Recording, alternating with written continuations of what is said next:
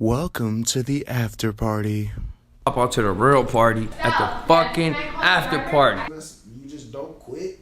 You just don't stop. You know what I'm saying? Yeah. As long as you do something, one thing that works towards you, you don't gotta make. Like I hear a lot of artists talk about, like try to make one song a day. Like that's tough. I've tried it. Like you know what I'm saying? I've probably gone like maybe 4 or 5 days. And then I'm burnt out by like Saturday. I'm like, bro, I don't want to hear another beat for like a week. You know what I'm saying? But that's when you go work on the merchandise, or that's when you go take a course in how to get on Spotify playlists or some shit. That's when you go and find extra shit. Exactly. So as long as there's different, like people get so caught up in like just one aspect of the business. So they're like, oh, this isn't working out. It's like, yo, why are you burning yourself out? You can easily tap out and go over here. You can't even tap out. The thing about being caught up in the one aspect that everybody wants to be caught up in, which is recording, is like literally a tenth of being an artist. An artist, yeah. Whether you're independent or signed, bro, recording, like it's a big part. Like don't get me wrong. It's not the end all be all. But I mean, at the end of the day, like just being, like I'm just talking about like not writing music and shit out, but I'm just talking about like literally vocalizing, talking into the microphone, being in the studio is only like 10% of being a music artist. Because your networking skills are great. I mean, not even just mine, just like in general, like you need music in order to be an artist, right? Yeah. But how many artists do you know who haven't put out songs in years who are still relevant because of other shit?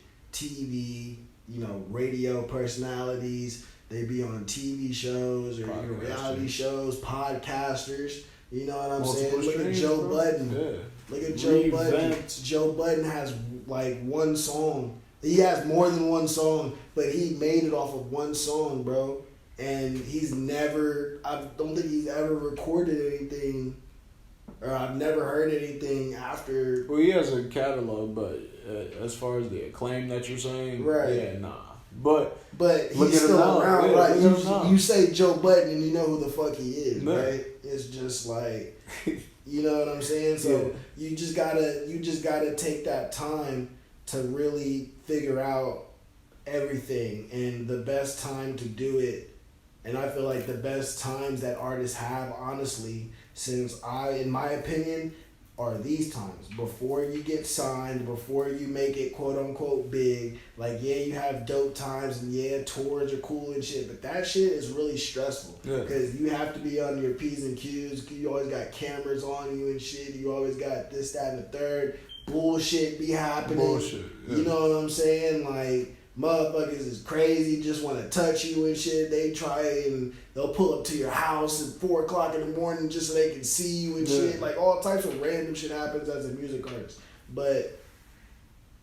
And that's the shit that we all want, and that's the shit that we all got to get to. But we need to know how to get there first. And it's not just your music. Your music can be fire. I know there's plenty of people whose music is way better than mine, and probably better than some of the people that we all know and shit.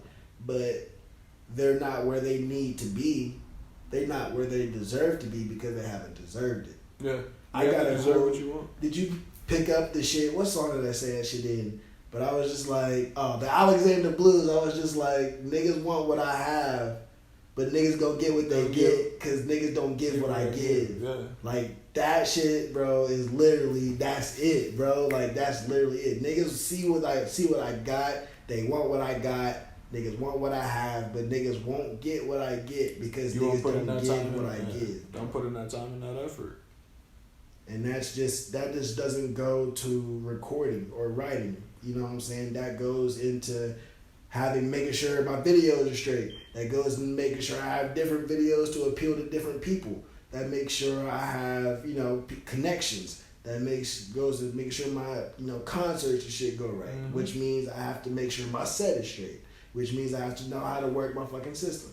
And every little thing trickles down into something small, and that's why I'm saying, like, my philosophy is you want to touch grounds and at least have a basis of knowledge of every aspect, even if you have to pay somebody or have to have external service done or external work for some shit, right?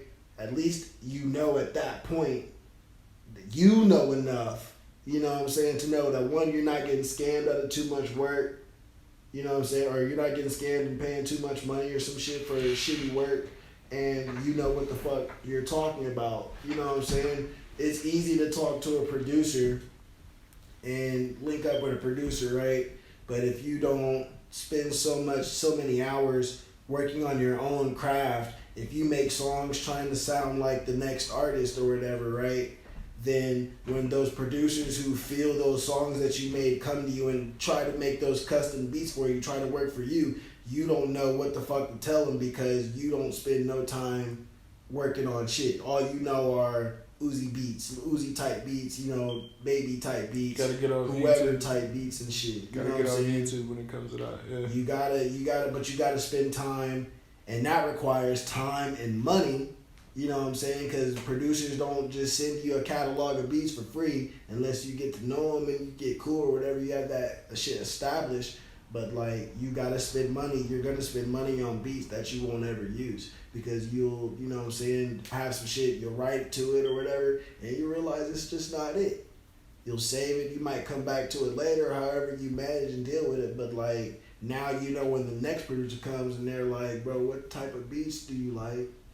You know, shit, I like, you know, melodic trap beats. I like shit that I can rage to and perform to. I like shit that has pianos and saxophones in it. I like shit that's, you know, 143 BPMs and shit versus this. My, you know, best notes come in the A minors and all that shit. Like, you know what I'm saying? You get to know that shit. But if you just pay a producer, if you just buy studio time from day one, like, yeah, you got that sound. Your shit sounds dope because, you know, you went to wherever studios or whatever, but if you don't got that $50 an hour, then you ass out. You know what I'm saying? You don't know how to make the shit yourself. So that's why you should spend time, you know, making those shitty songs that are gonna get 13 plays or whatever on SoundCloud that ain't gonna get, you know what I'm saying, whatever. And just go through those ranks, bro, because everybody's going through that shit. But at the end of the day, when you get to so-and-so studios, now you know to tell that motherfucker, man, turn me up in this, turn this down, I need my EQs at this, man, nah, that's too much auto-tune, you know, reverb this, delay that shit, and whatever, how the fuck you make your shit, bro.